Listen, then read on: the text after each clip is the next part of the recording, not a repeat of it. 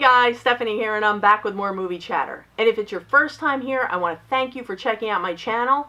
Obviously, it's a movie channel, so everything I do here is talk movies. I do reviews, collection updates, top 10 lists, and videos like the one I'm doing today, which I upload every Wednesday, and it's called Weekend Watch. This is the segment where I give you guys suggestions for Blu-rays and rentals you can watch at home, as well as some options for those of you who want to head out and see a movie in the theater. So if this sounds like the type of content you're going to be interested in, definitely hit that subscribe button and the bell notification so you know when I upload videos. And before I get to my picks of the week today, I just wanted to let you guys know that we're in another one of those little dips where the new releases have been a little bit slow. And the next big influx of new content is going to be around June 5th. It's on June 5th is the next big day. So I had to get a little creative with my list, but I'm confident that everybody's going to be able to find something that they'll enjoy in the pile. So the first one actually came out last week, and it's called Red Sparrow, and it stars Jennifer Lawrence. She plays a Russian ballerina who very early on in the movie sustains a career-ending injury. And what we come to find out is that she lives in an apartment with her mom, and her mom has some sort of medical condition that requires her to see doctors and physical therapists and have some home health care aides. And all of this is taken care of by the ballet company. So when her character, Jennifer Lawrence's character, realizes that she's not, Dominica is her name, when she realizes that she's not going to be able to dance anymore, her uncle comes over and has a conversation with her. Right away you can tell that the uncle is just not a good guy. He's very sketch, he's just not a nice guy, he's very manipulative. And he says to her, you know, how long do you think they're going to keep paying for you if you can't produce for them, you can't dance? And they already have somebody to, you know, fill in for you. And he gives her the option of coming to work with him. He says, why don't you come and do one job for me? If you like it, I can hook you up with work. If you don't like it, you walk away. She reluctantly agrees, and during the course of this job, she witnesses a murder that she is not supposed to see. So she's taken to an interrogation room. Her uncle comes back in the room and he says, listen, the government doesn't want any loose ends. They don't want any witnesses, so they're either going to kill you or you're going to come and work with us. So she's now put in a position where she has no choice. She has to go and work with this government program. And what it is, and I don't want to give anything away. I'm not going to, no spoilers. I don't want to ruin the plot for you guys because it really is very good. They train them to be what they call sparrows. And what they are is they are people who are taught to be sexually manipulative with their targets in order to gain information that the government wants from them. And I can tell you that Jennifer Lawrence's performance in this movie was so good and so stoic that I could never tell if she was actually being a sparrow or if she genuinely cared about the people she was interacting with. And she really blew me away. I thought this was one of her best performances. And the storyline itself, it's good. The plot is engaging. It's extremely suspenseful. There's a lot of twists and turns, and it's, you know, typical spy movie, but I really enjoyed it. And the movie is about, runtime is about, I think it's 2 hours and 20 minutes, but it didn't feel that way because I was always on the edge of my seat and guessing and trying to figure out what was really going on, you know, what was real and what was part of this government program. And the people that she is working for are brutal. If she makes a misstep or a mistake or something they don't like or they feel that she's compromised, they're going to take her out, and they're not going to take her out in a good way. It's going to be brutal, and it's going to involve torture, and they're just bad people that she's involved with. So, yeah, I really felt like this movie, it moved right along. I never felt like it was being too dragged out or boring, nothing like that. And the twist, there's a great twist in the end, and then they actually go back and they flash back through the movie to show you all the pieces that led up to that ending, which immediately, to me, there's the rewatchability right there, because I immediately wanted to go back and rewatch the movie to figure out what I missed through the course of the movie. And I also like the way they left it because they actually left it open where it could have a sequel, but they also tied up all the loose ends and answered all the questions that needed to be answered, so you didn't feel like you were left with this cliffhanger should they decide not to have a sequel. But yeah, I definitely recommend checking out Red Sparrow. And as far as buying or renting, this is actually the 4K Steelbook version. But I read on a few forums that the DVD actually looked brighter than the 4K. I watched the movie in 4K, but I actually went back yesterday and I popped the Blu-ray in, and I have to agree, the Blu-ray actually does look brighter in quite a few places. So I don't think you're going to be hurting yourself or doing yourself a disservice if you decide to save a few dollars and just go with the Blu-ray edition if you want to buy this. But yeah, either way, rent, buy, 4K Blu-ray, definitely Red Sparrow. Check it out one way or another. And if you've seen it, let me know in the comments what you thought of it. Yep, check it out. The next one is directed by Tim Burton. It's actually from 2014, but I don't know if a lot of people heard about this one. It's called Big Eyes. It stars Amy Adams and Christoph Waltz. And it's the true story of Margaret and Walter Kane. And Margaret was a painter, and her signature paintings were these. They were called big-eyed waifs, and all the paintings had these big recognizable eyes. So the movie starts out in the 1950s, and Margaret decides to pack up her things and pack up her young daughter and leave. She leaves her husband, which back then was unheard of. So right away we know that she's a strong, independent woman, and we also know that she's a very talented artist. And she goes out and she looks for jobs, and the people interviewing her, the men interviewing her, actually ask her, you know, how does your husband feel about you going out into the workforce? And she's like, I don't have a husband. And they end up hiring her. At first they look at her like she's nuts, and then they end up hiring her. So she's painting clowns and whatnot on children's furniture. And then on the weekends, she's at these street fairs peddling her art, trying to sell her art.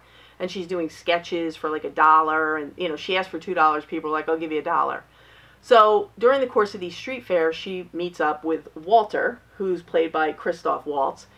And he comes over and starts talking to her. He's also trying to sell his paintings. And he does all street paintings, buildings and, you know, buildings and street scenes.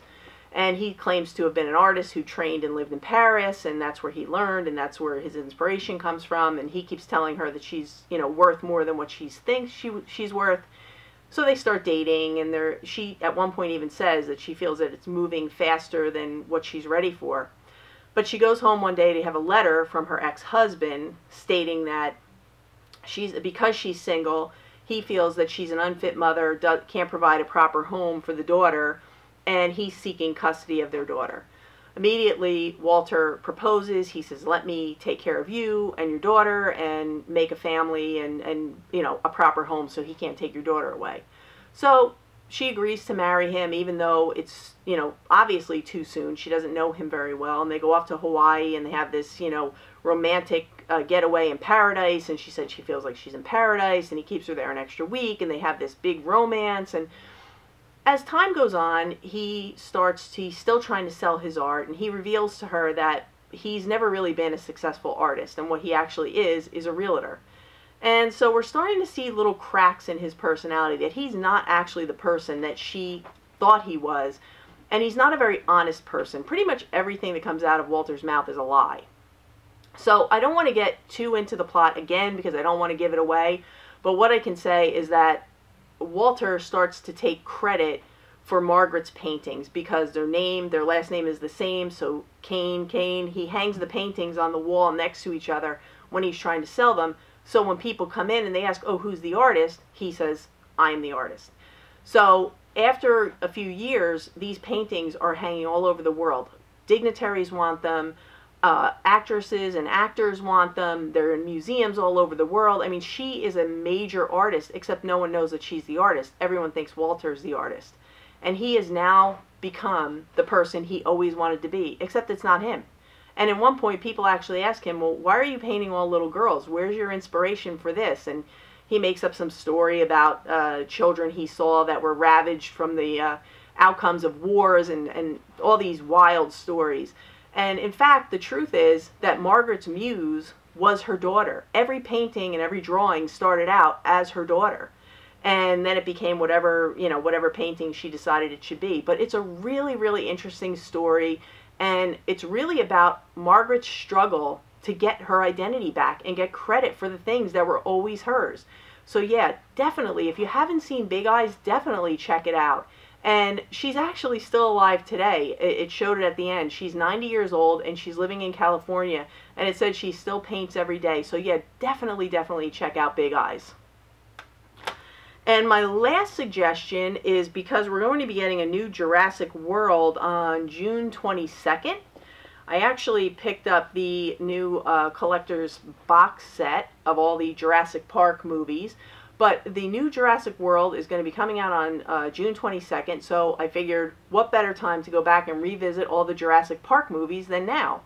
And what I can tell you about this is that this is the 4K and Blu-ray edition, and all the discs look amazing. So yes, if you're on the fence about buying this, if you want to wait for a price drop, that's fine too, but some of them are selling it. I got this one at Target, but it's definitely worth the money, and I would definitely say to check out Jurassic World to get ready for the next one coming out. So those are my home suggestions. And now for the theater. We're actually getting into the summer months. We're going to have all our summer blockbusters coming out, so the movie choices are actually getting better. The first one is Action Point, and it stars Johnny Knoxville and some of the other guys from the Jackass movies. And what it is he's now playing a grandfather, like he did in Bad Grandpa. But he's playing a grandfather, and he's telling his grandchild about when he used to run this theme park. So what I can tell you is from the trailer, it looks like there's lots of really good stunts, as you would expect from any of the Jackass guys. And it's funny, there's crude humor, and it looks like a really good time. And if you're into that sort of thing, and you're into the whole Jackass thing, you're probably really going to like Action Point. And the second one is called American Animals.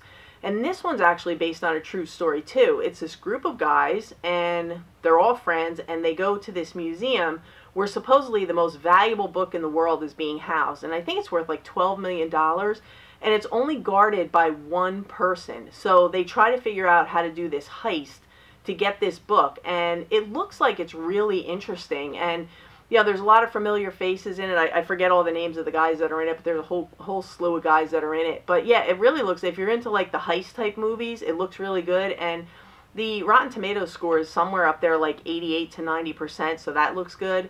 And then there's another one coming out starring Claire Danes, and it's called A Kid Like Jake. And what it is a mom and dad. It also stars Octavia Spencer. A mom and dad have sent their 4-year-old son to preschool, and Octavia Spencer is, it looks like the teacher, and she starts to tell them that she's noticed that he has issues with his sexual identity. He likes to dress up as in girls' clothes and ballerina outfits. He watches princess movies, and this looks like something I've never seen before. This is probably going to be one of those groundbreaking movies. And the parents really have to decide, how do you handle a 4 or 5-year-old child who is having a crisis or questioning their sexuality, at such a young age without ruining them for life? And it really looks like it could be a really terrific movie. So yeah, definitely check out A Kid Like Jake. But those are my picks for the theater. So hopefully between the home pile and the theater pile, you guys have some things to check out and you have some decent choices. But yeah, let me know in the comments if you've heard of any of those movies. And I want to thank you all, as always, for watching. I really appreciate it. If you enjoyed this video, please give it a thumbs up, subscribe, hit that bell notification. And I'm going to upload again real soon because I have a slew of videos planned. I'm working on the Steelbook videos. I have a movie Q&A that I have to answer. And I'm going to start my Criterion Collection series because we're going to get ready for the big 50% off sale that's coming in July. So with that being said, that's it for today, and that's a wrap.